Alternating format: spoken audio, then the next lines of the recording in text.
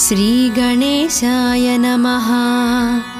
नारद उवाच प्रणम्य शिरसा देवं गौरीपुत्रं विनायकं भक्तावासं स्मरेन्नित्य आयुः कामार्थसाधये।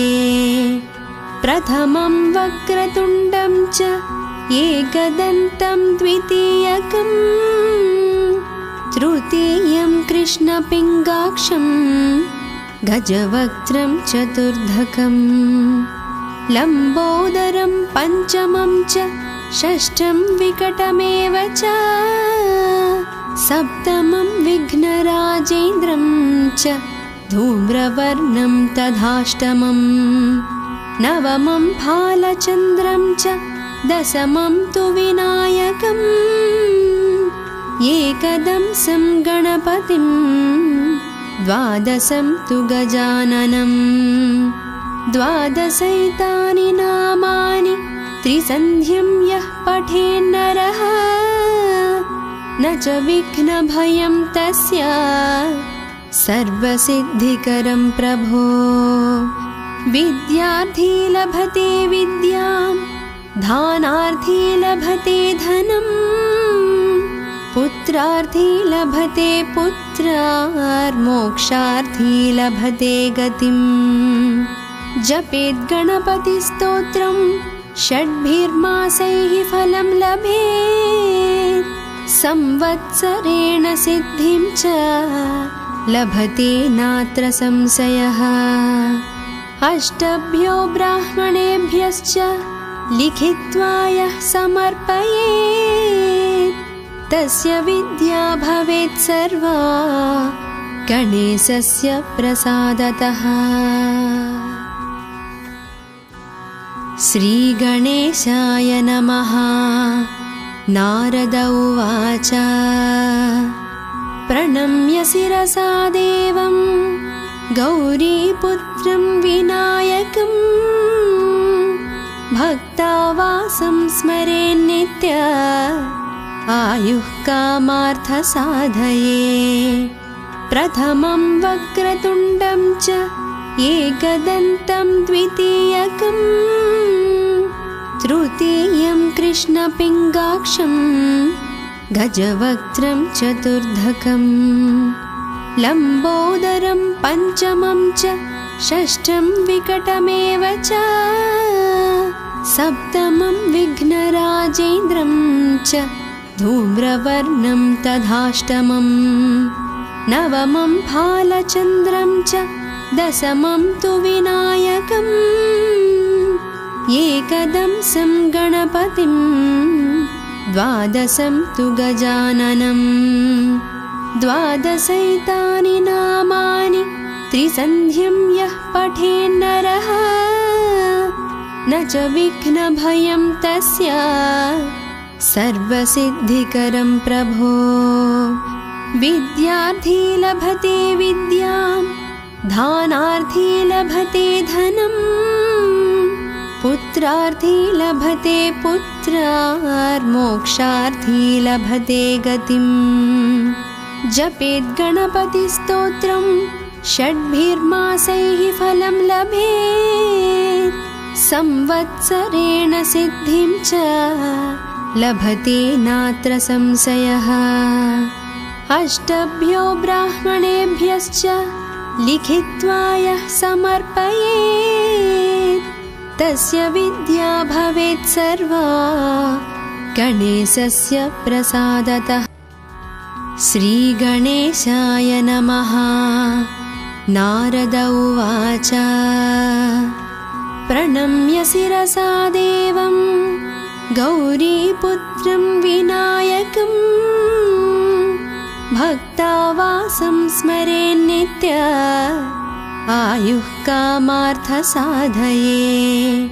प्रथमं वक्रतुण्डं च एकदन्तं द्वितीयकं तृतीयं कृष्णपिङ्गाक्षं गजवक्त्रं चतुर्धकं लम्बोदरं पञ्चमं च षष्ठं विकटमेव च सप्तमं विघ्नराजेन्द्रं च धूम्रवर्णं तथाष्टमं नवमं फालचन्द्रं च दशमं तु विनायकम् एकदंसं गणपतिं द्वादशं तु गजाननम् द्वादशैतानि नामानि त्रिसन्ध्यं यः पठेन्नरः न च विघ्नभयं तस्य सर्वसिद्धिकरं प्रभो।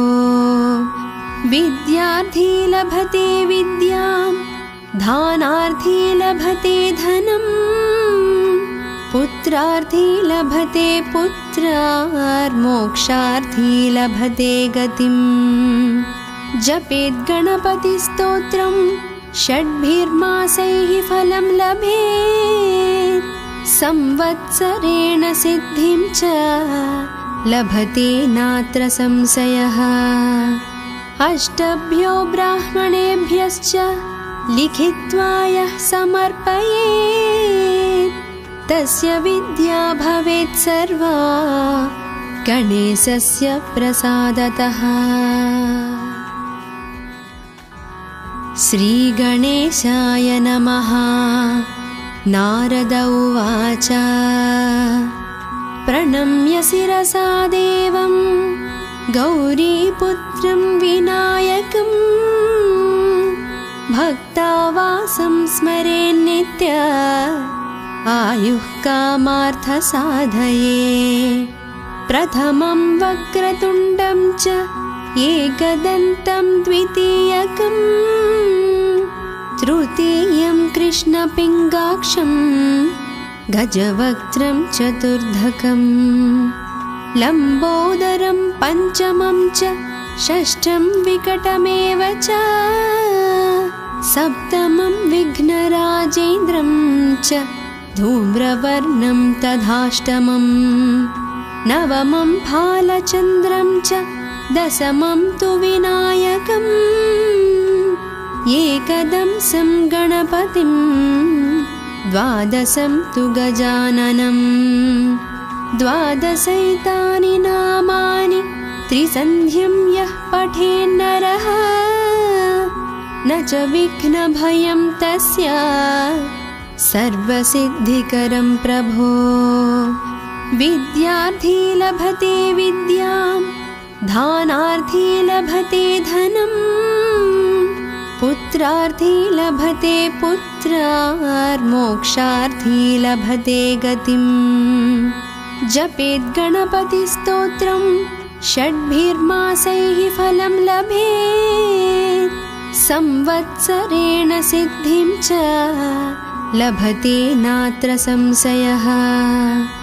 अष्टभ्यो ब्राह्मणेभ्यश्च लिखित्वा यः समर्पयेत् तस्य विद्या भवेत् सर्वा गणेशस्य प्रसादतः। श्रीगणेशाय नमः। नारद उवाच प्रणम्य शिरसा देवं गौरीपुत्रं विनायकम् भक्तावासं स्मरेन्नित्य आयुः कामार्थसाधये। प्रथमं वक्रतुण्डं च एकदन्तं द्वितीयकम् तृतीयं कृष्णपिङ्गाक्षं गजवक्त्रं चतुर्धकम् लम्बोदरं पञ्चमं च षष्ठं विकटमेव च सप्तमं विघ्नराजेन्द्रं च धूम्रवर्णं तथाष्टमं नवमं फालचन्द्रं च दशमं तु विनायकम् एकदंसं गणपतिं द्वादशं तु गजाननं द्वादशैतानि नामानि त्रिसन्ध्यं यः पठेन्नरः न च विघ्नभयं तस्य सर्वसिद्धिकरं प्रभो। विद्यार्थी लभते विद्यां धानार्थी विद्यार्थी लभते धनम् पुत्रार्थी लभते पुत्रार्मोक्षार्थी लभते गतिम् जपेत् गणपतिस्तोत्रम् षड्भिर्मासैः फलं लभेत् संवत्सरेण सिद्धिं च लभते नात्र संशयः अष्टभ्यो ब्राह्मणेभ्यश्च लिखित्वा यः समर्पयेत्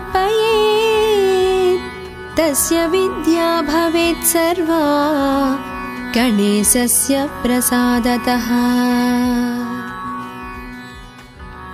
श्रीगणेशाय नमः। नारद उवाच प्रणम्य शिरसा देवं गौरीपुत्रं विनायकं भक्तावासं स्मरेन्नित्य आयुः कामार्थसाधये प्रथमं वक्रतुण्डं च एकदन्तं द्वितीयकं तृतीयं कृष्णपिङ्गाक्षं गजवक्त्रं चतुर्धकं लम्बोदरं पञ्चमं च षष्ठं विकटमेव च सप्तमं विघ्नराजेन्द्रं च धूम्रवर्णं तथाष्टमं नवमं फालचन्द्रं च दशमं तु विनायकम् एकदंसं गणपतिं द्वादशं तु गजाननं द्वादशैतानि नामानि त्रिसन्ध्यं यः पठेन्नरः न च विघ्नभयं तस्य सर्वसिद्धिकरं प्रभो विद्यार्थी लभते विद्यां दानार्थी लभते धनम् पुत्रार्थी लभते पुत्रार्मोक्षार्थी लभते गतिम् जपेत् गणपतिस्तोत्रं षड्भिर्मासैः फलं लभेत् संवत्सरेण सिद्धिं च लभते नात्र संशयः अष्टभ्यो ब्राह्मणेभ्यश्च लिखित्वा यः समर्पयेत् तस्य विद्या भवेत् सर्वा गणेशस्य प्रसादतः। श्रीगणेशाय नमः। नारद उवाच प्रणम्य शिरसा देवं गौरीपुत्रं विनायकं भक्तावासं स्मरेन्नित्य आयुः कामार्थसाधये प्रथमं वक्रतुण्डं च एकदन्तं द्वितीयकं तृतीयं कृष्णपिङ्गाक्षं गजवक्त्रं चतुर्धकं लम्बोदरं पञ्चमं च षष्ठं विकटमेव च सप्तमं विघ्नराजेन्द्रं च धूम्रवर्णं तथाष्टमं नवमं फालचन्द्रं च दशमं तु विनायकम् एकदंसं गणपतिं द्वादशं तु गजाननं द्वादशैतानि नामानि त्रिसन्ध्यं यः पठेन्नरः न च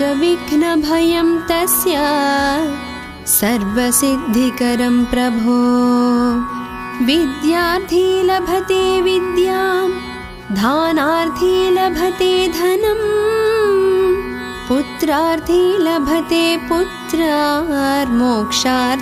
लभते गतिम् जपेत् गणपतिस्तोत्रं षड्भिर्मासैः फलं लभेत् संवत्सरेण सिद्धिं च लभते नात्र संशयः अष्टभ्यो ब्राह्मणेभ्यश्च लिखित्वा यः समर्पयेत् तस्य विद्या भवेत् सर्वा गणेशस्य प्रसादतः।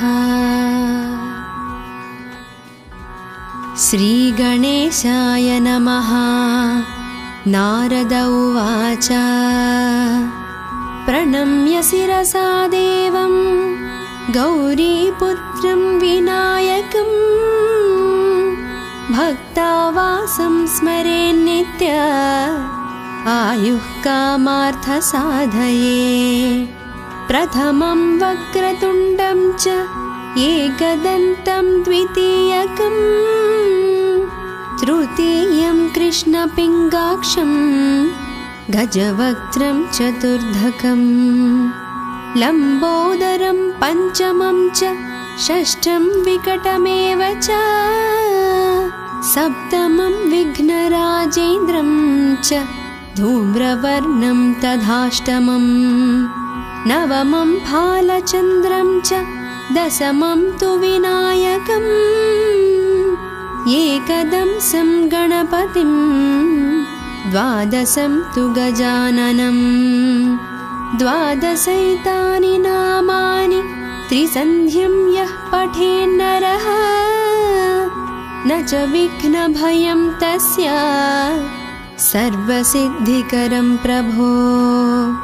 विद्यार्थी लभते विद्यां दानार्थी लभते धनं पुत्रार्थी लभते पुत्रार्मोक्षार्थी लभते गतिम्।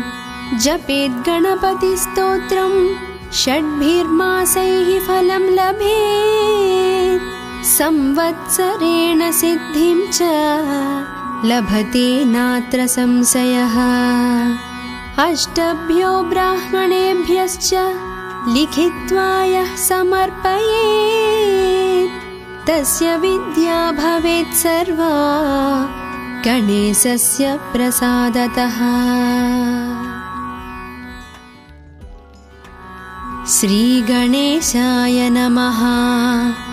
नारद उवाच प्रणम्य शिरसा देवं गौरीपुत्रं विनायकं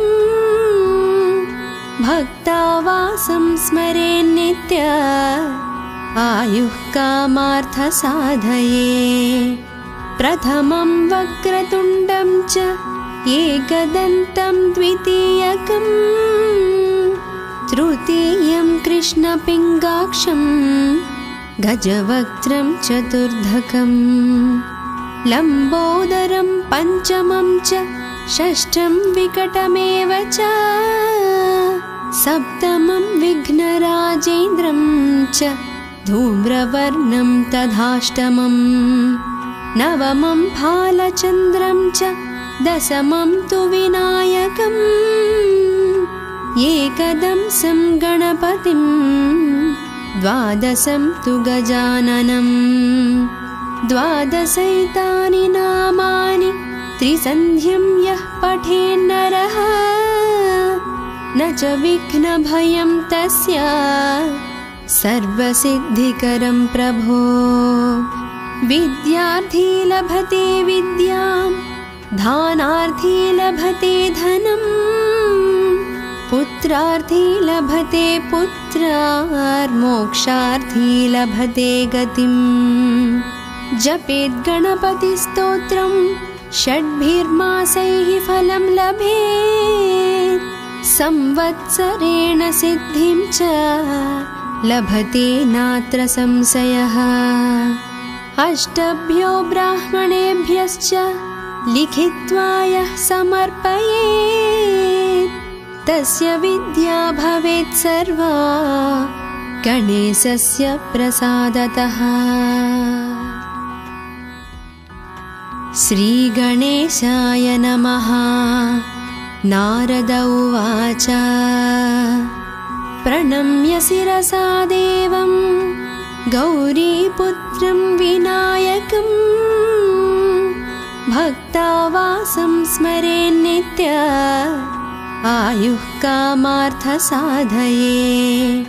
प्रथमं वक्रतुण्डं च एकदन्तं द्वितीयकं तृतीयं कृष्णपिङ्गाक्षं गजवक्त्रं चतुर्धकं लम्बोदरं पञ्चमं च षष्ठं विकटमेव च सप्तमं विघ्नराजेन्द्रं च धूम्रवर्णं तथाष्टमम् नवमं भालचन्द्रं च दशमं तु विनायकम् एकदंसं गणपतिं द्वादशं तु गजाननम् द्वादशैतानि नामानि त्रिसन्ध्यं यः पठेन्नरः न च विघ्नभयं तस्य सर्वसिद्धिकरं प्रभो विद्यार्थी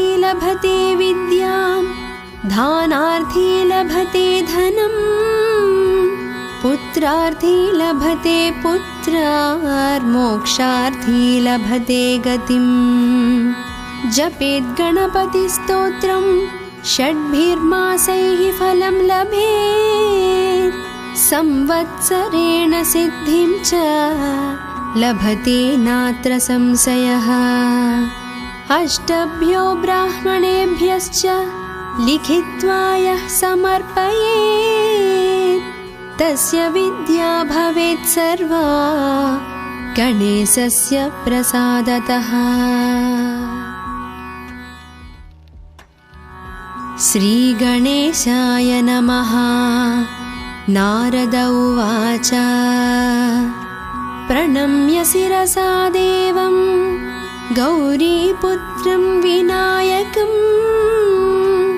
भक्तावासं स्मरेन्नित्य आयुः कामार्थसाधये प्रथमं वक्रतुण्डं च एकदन्तं द्वितीयकम् तृतीयं कृष्णपिङ्गाक्षं गजवक्त्रं चतुर्धकं लम्बोदरं पञ्चमं च षष्ठं विकटमेव च सप्तमं विघ्नराजेन्द्रं च धूम्रवर्णं तथाष्टमम् नवमं भालचन्द्रं च दशमं तु विनायकम् एकदंसं गणपतिं द्वादशं तु गजाननम् द्वादशैतानि नामानि त्रिसन्ध्यं यः पठेन्नरः न च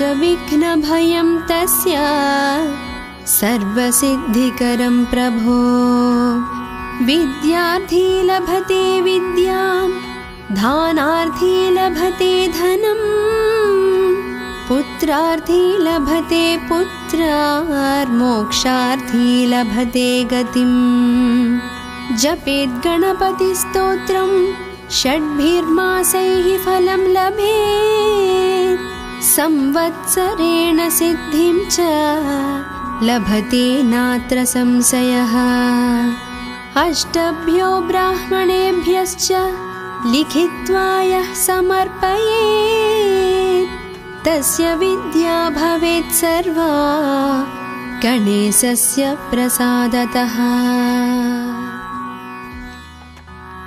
श्रीगणेशाय नमः। नारद उवाच प्रणम्य शिरसा देवं गौरीपुत्रं विनायकं भक्तावासं स्मरेन्नित्य आयुः कामार्थसाधये प्रथमं वक्रतुण्डं च एकदन्तं द्वितीयकम् तृतीयं कृष्णपिङ्गाक्षं गजवक्त्रं चतुर्धकं लम्बोदरं पञ्चमं च षष्ठं विकटमेव च सप्तमं विघ्नराजेन्द्रं च धूम्रवर्णं तथाष्टमम् नवमं भालचन्द्रं च दशमं तु विनायकम् एकदंसं गणपतिं द्वादशं तु गजाननम् द्वादशैतानि नामानि त्रिसन्ध्यं यः पठेन्नरः न च विघ्नभयं तस्य सर्वसिद्धिकरं प्रभो। विद्यार्थी लभते विद्यां, दानार्थी लभते धनं, पुत्रार्थी लभते पुत्रान्, मोक्षार्थी लभते गतिम्। जपेत् गणपतिस्तोत्रं षड्भिर्मासैः फलं लभेत्, संवत्सरेण सिद्धिं च लभते नात्र संशयः। अष्टभ्यो ब्राह्मणेभ्यश्च लिखित्वा यः समर्पयेत्, तस्य विद्या भवेत् सर्वा गणेशस्य प्रसादतः। श्रीगणेशाय नमः। नारद उवाच प्रणम्य शिरसा देवं गौरीपुत्रं विनायकं, भक्तावासं स्मरेन्नित्य आयुः कामार्थसाधये। प्रथमं वक्रतुण्डं च एकदन्तं द्वितीयकं, तृतीयं कृष्णपिङ्गाक्षं गजवक्त्रं चतुर्धकं, लम्बोदरं पञ्चमं च षष्ठं विकटमेव च, सप्तमं विघ्नराजेन्द्रं च धूम्रवर्णं तथाष्टमम्, नवमं भालचन्द्रं च दशमं तु विनायकम्, एकदंसं गणपतिं द्वादशं तु गजाननम्। द्वादशैतानि नामानि त्रिसन्ध्यं यः पठेन्नरः, न च विघ्नभयं तस्य सर्वसिद्धिकरं प्रभो। विद्यार्थी लभते विद्यां, दानार्थी लभते धनं, पुत्रार्थी लभते पुत्रान्, मोक्षार्थी लभते गतिम्।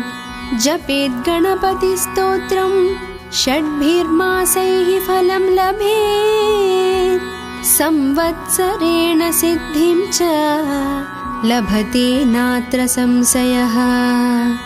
अष्टभ्यो ब्राह्मणेभ्यश्च लिखित्वा यः समर्पयेत्,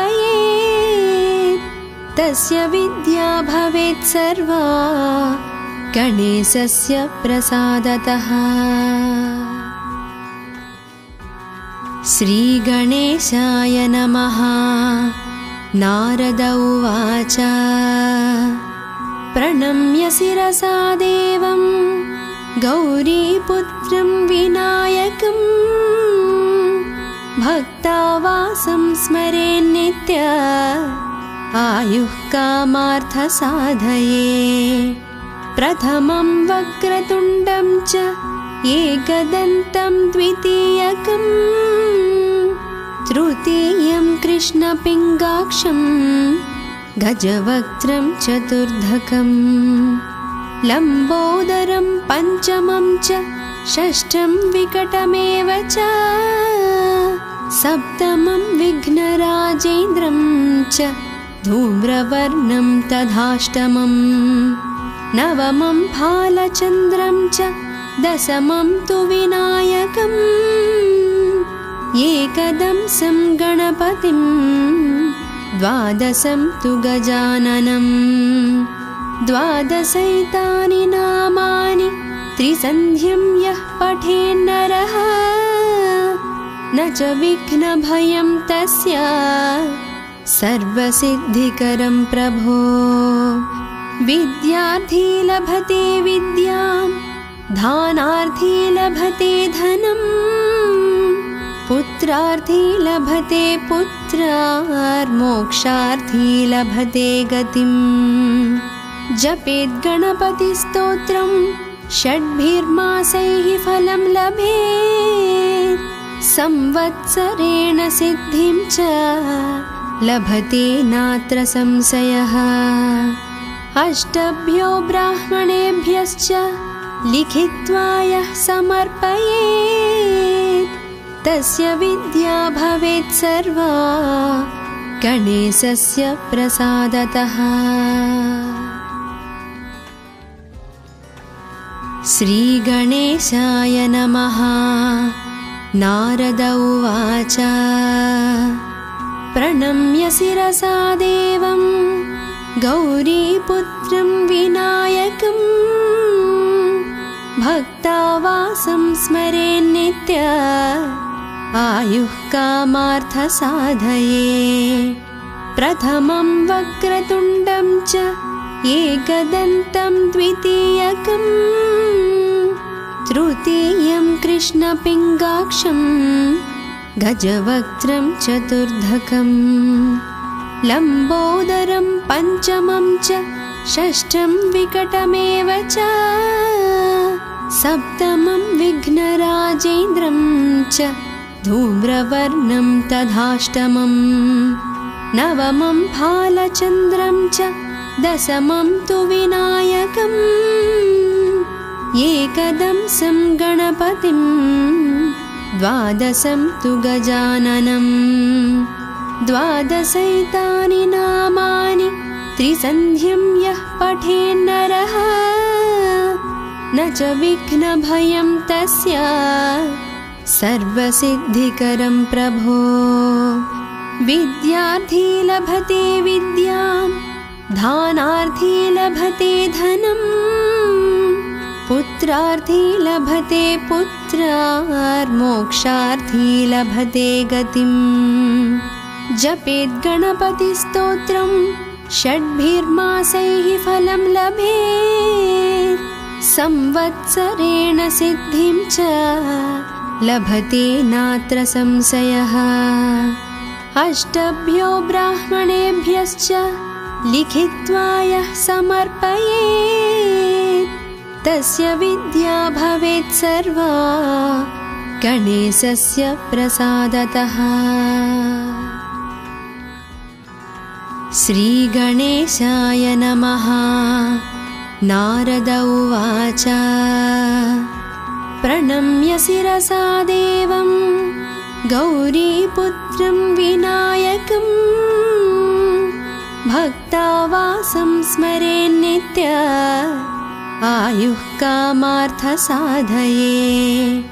प्रथमं वक्रतुण्डं च एकदन्तं द्वितीयकं तृतीयं कृष्णपिङ्गाक्षं गजवक्त्रं चतुर्धकं लम्बोदरं पञ्चमं च षष्ठं विकटमेव च सप्तमं विघ्नराजेन्द्रं च धूम्रवर्णं तथाष्टमं नवमं फालचन्द्रं च दशमं तु विनायकम् एकदंसं गणपतिं द्वादशं तु गजाननं द्वादशैतानि नामानि त्रिसन्ध्यं यः पठेन्नरः न च विघ्नभयं तस्य सर्वसिद्धिकरं प्रभो। विद्यार्थी लभते विद्यां दानार्थी लभते धनं पुत्रार्थी लभते पुत्रार्मोक्षार्थी लभते गतिं। जपेत् गणपतिस्तोत्रं षड्भिर्मासैः फलं लभेत् संवत्सरेण सिद्धिं च लभते नात्र संशयः। अष्टभ्यो ब्राह्मणेभ्यश्च लिखित्वा यः समर्पयेत् तस्य विद्या भवेत् सर्वा गणेशस्य प्रसादतः। श्रीगणेशाय नमः। नारद उवाच प्रणम्य शिरसा देवं गौरीपुत्रं विनायकं भक्तावासं स्मरेन्नित्य आयुः कामार्थसाधये। प्रथमं वक्रतुण्डं च एकदन्तं द्वितीयकं कृष्णपिङ्गाक्षं गजवक्त्रं चतुर्धकं लम्बोदरं पञ्चमं च षष्ठं विकटमेव च सप्तमं विघ्नराजेन्द्रं च धूम्रवर्णं तथाष्टमं नवमं फालचन्द्रं च दशमं तु विनायकम् एकदंसं गणपतिं द्वादशं तु गजाननं द्वादशैतानि नामानि त्रिसन्ध्यं यः पठेन्नरः न च विघ्नभयं तस्य सर्वसिद्धिकरं प्रभो विद्यार्थी लभते विद्यां धानार्थी लभते धनम् पुत्रार्थी लभते पुत्रार्मोक्षार्थी लभते गतिम् जपेद् गणपतिस्तोत्रं षड्भिर्मासैः फलं लभेत् संवत्सरेण सिद्धिं च लभते नात्र संशयः अष्टभ्यो ब्राह्मणेभ्यश्च लिखित्वा यः समर्पयेत् तस्य विद्या भवेत् सर्वा गणेशस्य प्रसादतः। श्रीगणेशाय नमः। नारद उवाच प्रणम्य शिरसा देवं गौरीपुत्रं विनायकं भक्तावासं स्मरेन्नित्य आयुः कामार्थसाधये प्रथमं वक्रतुण्डं च एकदन्तं द्वितीयकं तृतीयं कृष्णपिङ्गाक्षं गजवक्त्रं चतुर्धकं लम्बोदरं पञ्चमं च षष्ठं विकटमेव च सप्तमं विघ्नराजेन्द्रं च धूम्रवर्णं तथाष्टमं नवमं फालचन्द्रं च दशमं तु विनायकम् एकदंसं गणपतिं द्वादशं तु गजाननं द्वादशैतानि नामानि त्रिसन्ध्यं यः पठेन्नरः न च विघ्नभयं तस्य सर्वसिद्धिकरं प्रभो विद्यार्थी लभते विद्यां धानार्थी लभते धनम् पुत्रार्थी लभते पुत्रार्मोक्षार्थी लभते गतिम् जपेद् गणपतिस्तोत्रं षड्भिर्मासैः फलं लभेत् संवत्सरेण सिद्धिं च लभते नात्र संशयः अष्टभ्यो ब्राह्मणेभ्यश्च लिखित्वा यः समर्पयेत् तस्य विद्या भवेत् सर्वा गणेशस्य प्रसादतः। श्रीगणेशाय नमः। नारद उवाच प्रणम्य शिरसा देवं गौरीपुत्रं विनायकं भक्तावासं स्मरेन्नित्य आयुः कामार्थसाधये प्रथमं वक्रतुण्डं च एकदन्तं द्वितीयकं तृतीयं कृष्णपिङ्गाक्षं गजवक्त्रं चतुर्धकं लम्बोदरं पञ्चमं च षष्ठं विकटमेव च सप्तमं विघ्नराजेन्द्रं च धूम्रवर्णं तथाष्टमं नवमं फालचन्द्रं च दशमं तु विनायकम् एकदंसं गणपतिं द्वादशं तु गजाननं द्वादशैतानि नामानि त्रिसन्ध्यं यः पठेन्नरः न च विघ्नभयं तस्य सर्वसिद्धिकरं प्रभो। विद्यार्थी लभते विद्यां दानार्थी लभते धनं पुत्रार्थी लभते पुत्रार्मोक्षार्थी लभते गतिम्। जपेत् गणपतिस्तोत्रं षड्भिर्मासैः फलं लभेत् संवत्सरेण सिद्धिं च लभते नात्र संशयः। अष्टभ्यो ब्राह्मणेभ्यश्च लिखित्वा यः समर्पयेत् तस्य विद्या भवेत् सर्वा गणेशस्य प्रसादतः।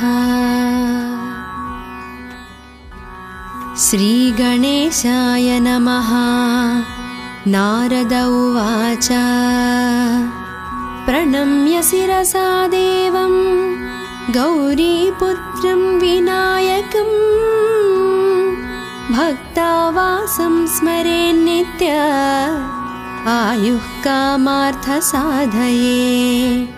प्रथमं वक्रतुण्डं च एकदन्तं द्वितीयकं तृतीयं कृष्णपिङ्गाक्षं गजवक्त्रं चतुर्धकं लम्बोदरं पञ्चमं च षष्ठं विकटमेव च सप्तमं विघ्नराजेन्द्रं च धूम्रवर्णं तथाष्टमं नवमं भालचन्द्रं च दशमं तु विनायकम् एकदंसं गणपतिं द्वादशं तु गजाननं द्वादशैतानि नामानि त्रिसन्ध्यं यः पठेन्नरः न च विघ्नभयं तस्य सर्वसिद्धिकरं प्रभो।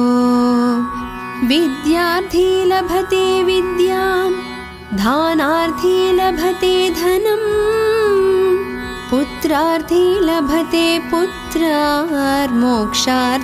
लभते गतिम्। जपेत् गणपतिस्तोत्रं षड्भिर्मासैः फलं लभेत् संवत्सरेण सिद्धिं च लभते नात्र संशयः। अष्टभ्यो ब्राह्मणेभ्यश्च लिखित्वा यः समर्पयेत् तस्य विद्या भवेत् सर्वा गणेशस्य प्रसादतः। श्रीगणेशाय नमः। नारद उवाच प्रणम्य शिरसा देवं गौरीपुत्रं विनायकं भक्तावासं स्मरेन्नित्य आयुः कामार्थसाधये। प्रथमं वक्रतुण्डं च एकदन्तं द्वितीयकं तृतीयं कृष्णपिङ्गाक्षं गजवक्त्रं चतुर्धकं लम्बोदरं पञ्चमं च षष्ठं विकटमेव च सप्तमं विघ्नराजेन्द्रं च धूम्रवर्णं तथाष्टमं नवमं भालचन्द्रं च दशमं तु विनायकम् एकदंसं गणपतिं द्वादशं तु गजाननं द्वादशैतानि नामानि त्रिसन्ध्यं यः पठेन्नरः न च विघ्नभयं तस्य सर्वसिद्धिकरं प्रभो।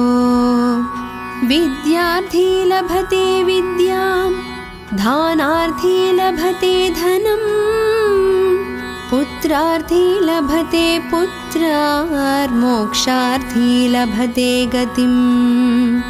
जपेत् गणपतिस्तोत्रं षड्भिर्मासैः फलं लभेत् संवत्सरेण सिद्धिं च लभते नात्र संशयः। अष्टभ्यो ब्राह्मणेभ्यश्च लिखित्वा यः समर्पयेत् तस्य विद्या भवेत् सर्वा गणेशस्य प्रसादतः। श्रीगणेशाय नमः। नारद उवाच प्रणम्य शिरसा देवं गौरीपुत्रं विनायकं भक्तावासं स्मरेन्नित्य आयुः कामार्थसाधये। प्रथमं वक्रतुण्डं च एकदन्तं द्वितीयकं तृतीयं कृष्णपिङ्गाक्षं गजवक्त्रं चतुर्धकं लम्बोदरं पञ्चमं च षष्ठं विकटमेव च सप्तमं विघ्नराजेन्द्रं च धूम्रवर्णं तथाष्टमं नवमं फालचन्द्रं च दशमं तु विनायकम् एकदंसं गणपतिं द्वादशं तु गजाननं द्वादशैतानि नामानि त्रिसन्ध्यं यः पठेन्नरः न च विघ्नभयं तस्य सर्वसिद्धिकरं प्रभो। विद्यार्थी लभते विद्यां दानार्थी लभते धनं पुत्रार्थी लभते पुत्रार्मोक्षार्थी लभते गतिं। जपेत् गणपतिस्तोत्रं षड्भिर्मासैः फलं लभेत् संवत्सरेण सिद्धिं च लभते नात्र संशयः। अष्टभ्यो ब्राह्मणेभ्यश्च लिखित्वा यः समर्पयेत् तस्य विद्या भवेत् सर्वा गणेशस्य प्रसादतः।